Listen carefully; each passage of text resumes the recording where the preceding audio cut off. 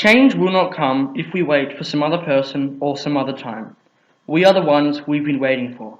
We are the change that we seek. Barack Obama, President of the United States of America. Barack Obama wants to change America for the better. And in this quote, he's saying that America already has the method to change.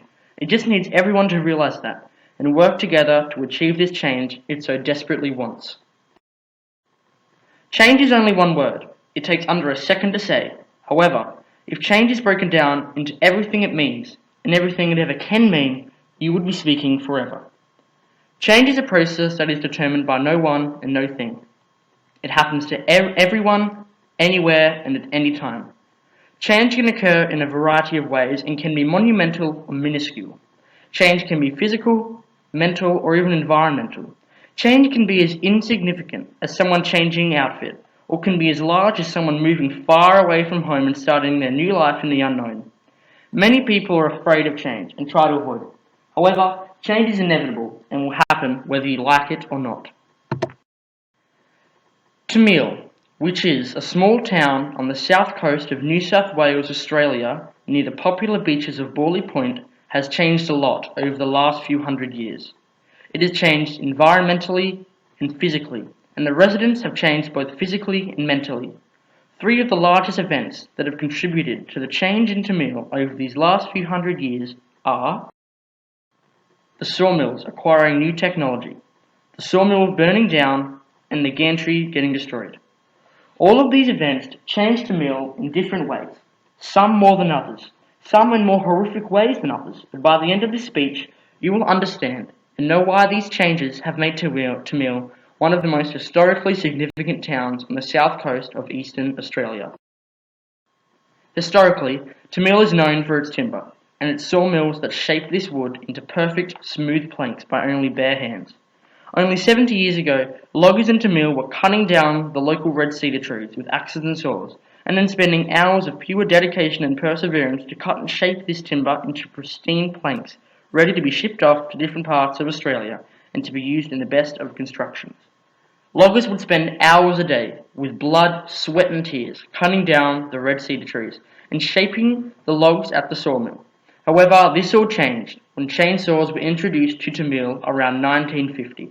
Laurie Baxter, a local at Tamil, describes how chainsaws have changed from since they were first introduced. That his first chainsaw weighed around 12 kilograms and was extremely difficult to use.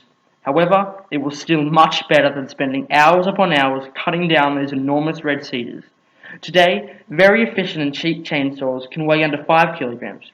Laurie said that he loves using a chainsaw and loves how great and useful they are today. The introduction of chainsaws made life so much easier for the loggers around Tamil. Chainsaws saved so much time of the loggers and the introduction of chainsaws was definitely a positive change for Tamil. Chainsaws also increased the amount of logs and planks that Tamil could ship off to the rest of Australia, and as a result, most likely increased the amount of money that the residents had. On Friday, the 29th of April, 1922, 30 workers' lives were changed forever as a result of the Borley Point sawmill burning down. They were all out of a job. The mill was owned by Messrs A and Ltd. When the mill burned down, it had only just started being operational again, after its long break during the Easter holidays. The fire was discovered at 3 a.m. by Mr. Robert Allen, the son of the manager of the sawmill, who was away in Sydney for business. When the disaster at the mill was discovered, the fire was well alive, so practically nothing was saved. After the mill was burned down in 1922, most of the workers moved away, but some local families known for their logging stayed. The few that stayed stacked and tallied timber, cut a flat rock mill, which was then brought to Borley Point for shipping. The lives of the Borley Point sawmill workers were changed forever. They were out of a job, and most of them had to move away with their family and possessions to try and find work in another town. The fire at the sawmill, which cause is still unknown, changed the lives of many people in the Tamil region for the worse, and caused them to undergo massive change in their lives. My grandma always said, the two most stressful things in life are the day you get married and the day you move. However, the workers had to deal with this stressful change, and many did find jobs and carry out their tough lives among the trees in the bush. Finally, possibly one of the largest changes around Tamil over the last few hundred years has been its gantry in Borley Point. The gantry, which was historically known for its loading of red cedar trees onto ships, represented a lot of people around Tamil. They grew up with the gantry and many of them were emotionally attached to it. They saw it change from a lumber loading dock into a tourist attraction and diving and fishing spot. And then, sadly, on June the 4th and 5th, 2016, they saw their beloved gantry crumble in a horrific thunderstorm that struck all of New South Wales. The gantry getting destroyed erased a very important part of Borley Point's history. Many people were shocked at first, and others tried to retrieve the pieces of the gantry for themselves to have that history lying in their front garden.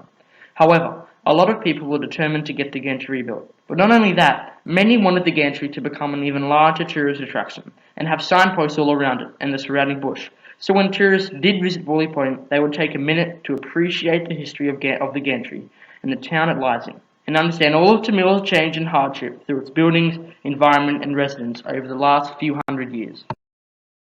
Fortunately, those people's dreams came true.